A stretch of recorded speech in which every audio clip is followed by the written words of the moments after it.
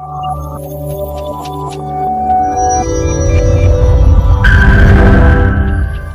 Friends, आप सबका फिर से स्वागत है अपने इस चैनल फिजिक्स इजी है में।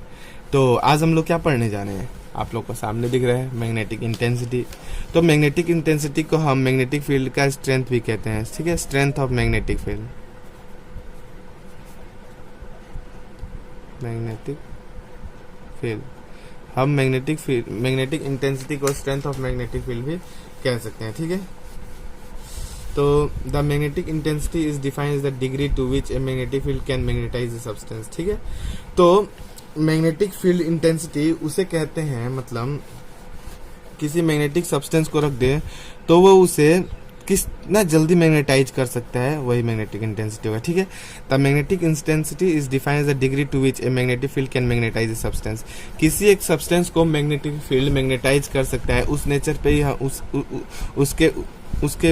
उस बिहेव से ही हम मैग्नेटिक इंटेंसिटी डिफाइन करते हैं, ठीक है। The magnetic intensity is defined as the degree to which a magnetic field can magnetise a substance, ठीक है। जो मैग्नेटिक फील्ड में हम मैग्नेटिक सब्सटेंस रखेंगे और वो उसको मैग्नेटाइज करता है, उसी के डिग्री से हम मैग्नेटिक इंटेंसिटी को डिफाइन करते हैं, ठीक है। देखिए आगे मैंने लिखा है, in the case of a toroidal solenoid having n turns per unit length, ठीक है। हम एक टोरॉइडल सोलेनॉइड कंसिडर करेंगे। जैसे टोरॉइडल सोलेनॉइड क्या होता है, एक सर्कल होगा, ठीक है। डायग्राम पे हंसना नहीं है, हाँ।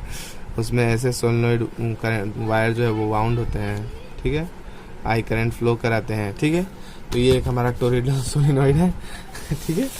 तो in the case of toroidal solenoid having n turns, हमारा पर यूनिट लेंथ में n टर्न्स है, ठीक है। पर यूनिट लेंथ में हमारा n टर्न्स है, हमारा टोटल लेंथ आ जाएगा L, ठीक है। तो पर यूनिट लेंथ में हमारा उसमें टर्न्स है n turns per unit length, carrying current I, उसमें से I करंट फ्लो हो रहा है, wound round the ring of a magnetic material, ठीक है। और तब मैग्नेटिक मटेरियल को उस रिंग में वाउंड करते हैं, राउंड, ठीक है, of the magnetic material. The magnetic induction B is given by the relation. तब हमारा जो इसमें मैग्नेटिक फील्ड प्रोड्यूस होता है, ठीक है। जो इसमें हमारा मैग्नेटिक फील्ड हमारा कभी भी, फिर से बना देता हूँ, हमारा मैग्नेटिक फील्ड कभी भी अगर कोई वाउंड वायर हो तो उसके मैग्नेटिक फील्ड का इंटेंसिटी उसके अंदर ही ज़्यादा होता है, ठीक है, बाहर वीक होता है, ठीक है। तो हम जब ये ऐसे वाउंड रखे हैं तो हमारा जो मैग्नेटिक फील्ड है उसका इंटेंसिटी इसके अंदर बहुत ज़्यादा होगा, ठीक है। तो हमारा मैग्नेटिक फील्ड इंटेंसिटी जो है उसे हम म्यू नॉट एन आई से उसका मैग्नीट्यूड निकाल सकते हैं। तो यहाँ पे मैंने लिखा है the magnetic induction B is given by the relation, ठीक है। मैग्नेटिक इंडक्शन हमें इस रिलेशन से निकालते हैं। हम लोगों ने toroid magnetic field of A toroid, magnetic field in A toroid से हम लोगों ने डेरिवेशन इसका किया है। तो और the product of N and I is known as magnetic intensity, ठीक है। Ni के प्रोडक्ट को ही हम मैग्नेटिक इंटेंसिटी कहते हैं, ठीक है। तो जब Ni इक्वल टू H हो जाता है, जब Ni इक्वल टू H हो गया, product of N and I is known as magnetic intensity, तो हमारा B इक्वल टू हो गया म्यू नॉट H। ये हमें रिलेशन मिलता है, ठीक है, ये हमें रिलेशन मिलता है इससे, ठीक है। B equal to mu naught H, where mu naught is absolute permeability of free space, ठीक है। जो फ्री स्पेस का एब्सोल्यूट परमिएबिलिटी है वही है म्यू नॉट, ठीक है। तो हम ये रिलेशन पाते हैं मैग्नेटिक इंटेंसिटी में। आगे देखते हैं क्या है, ठीक है। The magnetic intensity is defined as the number of ampere turns flowing round around the length of a toroidal solenoid to produce the magnetic induction B in the solenoid, ठीक है। जो मैग्नेटिक इंटेंसिटी है वो defined होता है number of ampere turns flowing round unit length of toroidal to produce the magnetic field B in the solenoid, ठीक है। तो जो मैग्नेटिक इंटेंसिटी है उसे डिफाइन करते हैं ampere turns flowing round a unit length, ठीक है। जो नंबर ऑफ टर्न्स है फ्लोइंग राउंड यूनिट लेंथ में हमारा कितना नंबर ऑफ टर्न्स राउंड किया जाएगा, मतलब मान लीजिए इसका टोटल लेंथ L है, तो यूनिट लेंथ मान ले 1/L, ठीक है, 1/L। तो यूनिट लेंथ में हमारा मान लीजिए ये इतना यूनिट लेंथ है, तो इसमें हमारा 2 बार नंबर ऑफ टर्न्स ये है, ठीक है। तो number of turns flowing round unit length of toroidal solenoid, एक यूनिट लेंथ में कितना बार जो एम्पियर जो टर्न्स है उसको राउंड किया गया है उस टोरॉइडल सोलेनॉइड में, उसे ही हम मैग्नेटिक इंटेंसिटी से डिफाइन करते हैं, ठीक है। और उसके अंदर कितना मैग्नेटिक इंडक्शन बनता है, ठीक है। Toroidal solenoid to produce the magnetic induction B in the solenoid, ठीक है।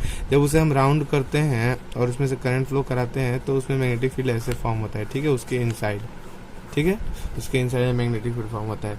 तो पर यूनिट लेंथ में कितना नंबर ऑफ टर्न्स हमारा है, इसे ही हम मैग्नेटिक इंटेंसिटी कहते हैं, ठीक है। मैग्नेटिक इंटेंसिटी हम मैग्नेटिक स्ट्रेंथ को भी बताने में यूज करते हैं, मैंने आपको पहले ही बताया, ठीक है। तो इसका ऐसा यूनिट देखिए, मैंने यहाँ पे लिखा है H=B/μ0। हम लोग मैग्नेटिक फील्ड का बी का मैग्नेटिक इंडक्शन का हम लोग जानते हैं टेस्ला होता है, और μ0 weber ampere inverse metre inverse, ठीक है। तो यहाँ ये हो गया। उसके बाद हम वेबर को फिर से टेस्ला मीटर स्क्वायर लिख सकते हैं, तो टेस्ला टेस्ला कैंसिल हो गया, मीटर स्क्वायर एम्पियर इनवर्स, ठीक है।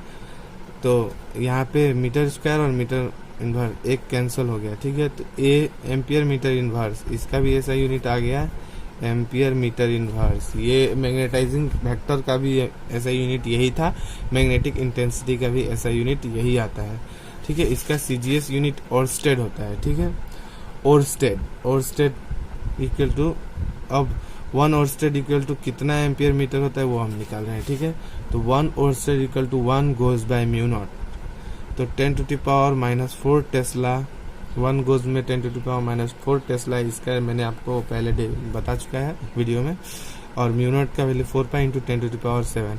इसको सॉल्व करने से हमारा 80 एम्पियर मीटर इनवर्स आता है आंसर, ठीक है। तो 1 oersted equal to 80 ampere metre inverse हमको मिलता है। तो फिर से एक बार देख लेते हैं क्या होता है। तो magnetic intensity is defined as the degree to which a magnetic field can magnetise a substance, ठीक है।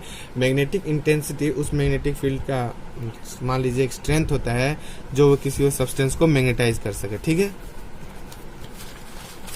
In the case of toroidal solenoid, ठीक है, एक हम लोग केस कंसीडर किए कि टोरॉइडल सोलेनॉइड में n टर्न्स है पर यूनिट लेंथ है, ठीक है। कैरिंग करंट I, उसमें करंट I फ्लो हो रहा है और उसके अंदर मैग्नेटिक फील्ड हमारा इतना प्रोड्यूस हो रहा है, और जब उसमें और product of n and I को हम मैग्नेटिक इंटेंसिटी कहते हैं, और H फिर NI की जगह हम लोग ने H बताया, तो हमें ये रिलेशन मिलता है B vector equal to μ0H, जहाँ पे H हमारा मैग्नेटिक इंटेंसिटी है, H vector equal to magnetic intensity, ठीक है।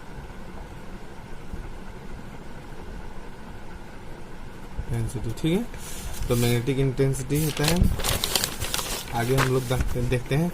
Thus magnetic intensity is defined as the number of ampere turns flowing round unit length, ठीक है।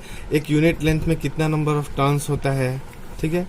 तो एक टोरॉइडल सोलेनॉइड में टू प्रोड्यूस, तो उसमें मैग्नेटिक इंडक्शन भी प्रोड्यूस करने के लिए number of turns unit length में कितना होता है, ठीक है, उसे ही हम मैग्नेटिक इंटेंसिटी कहते हैं। इसका ऐसा यूनिट हम लोगों ने डिराइव किया हुआ है यहाँ पे ampere metre inverse. Magnetising vector का भी ऐसा यूनिट हमारा एम्पियर मीटर इनवर्स ही था। अब CGS यूनिट की भी हम लोग बात कर लिए हैं, तो CGS यूनिट ओर्स्टेड होता है। अब 1 ओर्स्टेड इक्वल टू कितना एम्पियर मीटर इनवर्स होता है वो भी हम लोगों ने यहाँ निकाल लिया, 1 oersted equal to 18 ampere metre inverse. तो उम्मीद करता हूँ आपको इतना समझ आ गया होगा। तो मैग्नेटिक इंटेंसिटी अगर आपको समझ आए तो वीडियो को लाइक जरूर करना, और अभी के लिए इतना ही, मिलते हैं नेक्स्ट वीडियो में, ठीक है। Thank you. हाँ, तो अब किस बात की देरी है, जल्दी से मेरे चैनल को सब्सक्राइब कीजिए, रेड बटन को प्रेस कीजिए और साथ ही साथ बेल आइकन को भी प्रेस कीजिए ताकि नोटिफिकेशन आपको सबसे पहले मिले और मेरी वीडियो सबसे पहले देख सको।